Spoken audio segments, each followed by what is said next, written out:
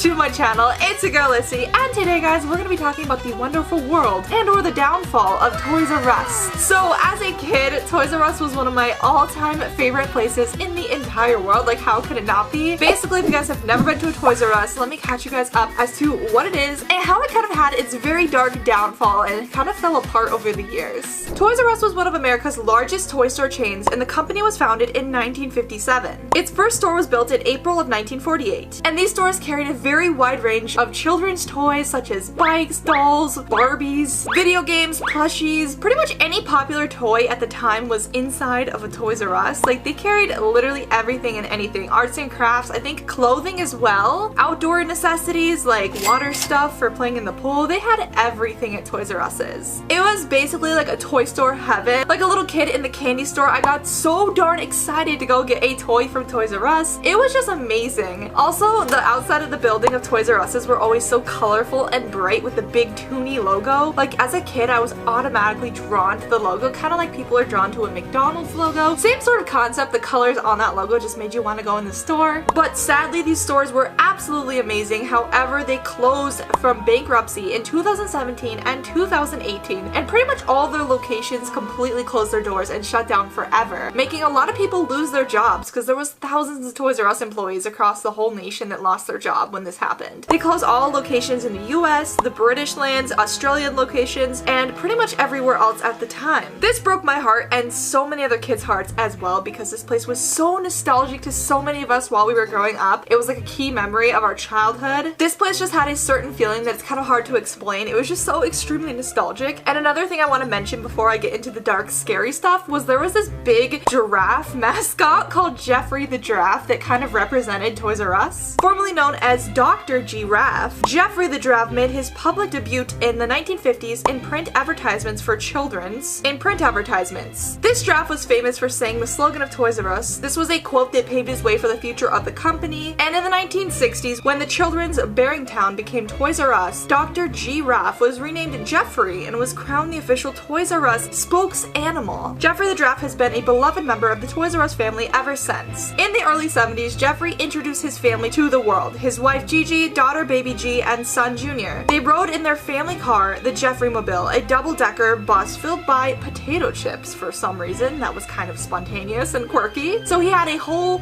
family of giraffes with him. During this era, Jeffrey also received a makeover with rounder eyes and spots, smaller than the past spots, and a tuft of hair added on his head. This version of Jeffrey would become the template for all other illustrated versions of Jeffrey the Giraffe to come forward in the future. And now to this day, only few locations of Toys R Us exist in the entire world. One of these locations actually just recently opened a few years ago after they all closed down in the USA's biggest mall, American Dream Mall. I actually found a TikTok, which I'm going to put here on the screen, of it opening up, and Jeffrey the Giraffe is so excited. So that's actually cool to see they finally opened one since they all went out of business. I also believe there is another location that was opened in Canada or never closed for some reason. So those are actual rarities. And not only that, recently, this is actually where I had the idea for this video. I went into Macy's and I saw that they're opening tiny Toys R Us's and almost all of the Macy's across the USA this exact like December for some reason. Like, they're opening this December for Christmas. So that is so cool to see Jeffrey the Giraffe is making his comeback. However, I saw something kind of horrifying before I get to the scariest part of the story, was that Toys R Us has a TikTok and it's really unsettling. Some of the stuff I've seen on there is actually horrifying. So I found the Toys R Us TikTok account, and it's basically an account full of just a bunch of weird videos of Jeffrey the Giraffe, whether he's dancing and singing a song or teaching us how to dance, which I find to be a really weird marketing scheme, or showing off toys that they have in their current open locations. Basically, this account is just really weird. I don't know who's running it. I don't know who's under the giraffe suit, but I kind of want to know. Because if you look at some of the TikToks, which I'm going to put here, it's just unsettling. Like, how do you not find that unsettling at all? Like, I'm gonna have nightmares of that exact TikTok. So the main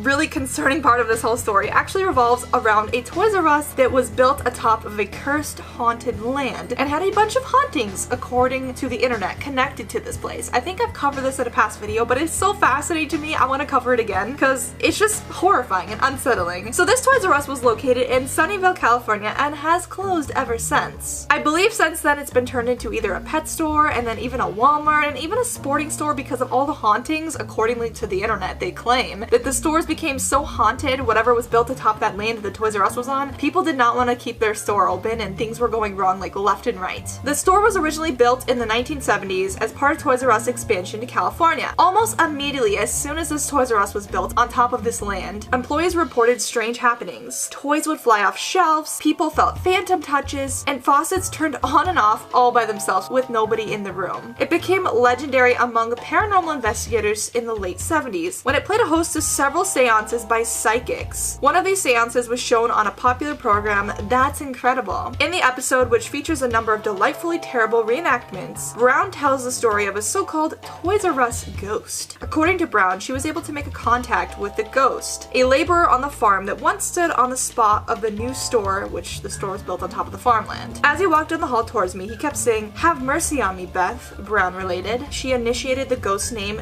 Johnny Johnson, which was creepy because the farmer who actually was on the land before was Johnny Johnson. Johnson, a traveling preacher from Sweden, sometimes worked on the Murphy farm in exchange for room and board. While working there in the 1880s, he fell in love with Murphy's daughter Elizabeth, but his love was unconditional. Elizabeth ran away with the lawyer from the East Coast, leaving Johnny brokenhearted over her completely. One day while chopping wood, Johnny's axe slipped, gouging him deep in the leg. He slowly bled to death, and his unsettled ghost has roamed the property of the land ever since, which of course where the Toys R Us was built on top. Even scarier than all that was there are videos out there documenting the hauntings of this literally alleged haunted Toys R Us. Like there's actual video footage, which I'm gonna put some of it here on the screen for you guys. Or reportedly had lost 6 managers, so out of desperation they called me and said, "Would you please come in because we think we have a ghost."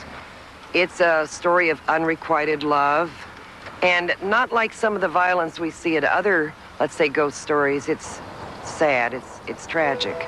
So yeah, this place has made history for paranormal investigators, other YouTubers. I think big YouTubers have actually investigated the place since it's turned into other stores to see how haunted and cursed it really is after the documentary came out about it being haunted. And a lot of people who worked there were just completely traumatized. I think a few workers from the Toys R Us said that they had seen a figure of a face and a man walking amongst the store. Obviously the toys were thrown off the shelves by themselves, which really creeped out some of the toy store employees at the time. And then after that, when it became a pet store, allegedly, people saw dog toys being thrown off the shelf and just crazy creepy stuff. So that's the story of a very, very cursed Toys R Us. And honestly, it's weird but kind of fascinating. Like, I feel like I would spend the night in a haunted toy store. Comment down below, would you guys spend the night in a haunted Toys R Us, or would you guys want to be an employee working in a haunted toy store? Let me know in the comments. Anyways guys, that's some of the tea about Toys R Us and how Jeffrey the Giraffe has kind of had a glow up over time, how they've started a TikTok, and how they are finally making their comeback after they went into debt and closed all their stores, which is kind of incredible to see they're making a comeback. Let me know in the comments down below, have you guys ever been to a Toys R Us? If so, do you guys like it? Yes, no? Hopefully you do. Anyways guys, that's gonna do it for today's video. Thank you all so much for watching. It's been Lyssy, and I'll see all of you lovely people in the next video. Bye guys!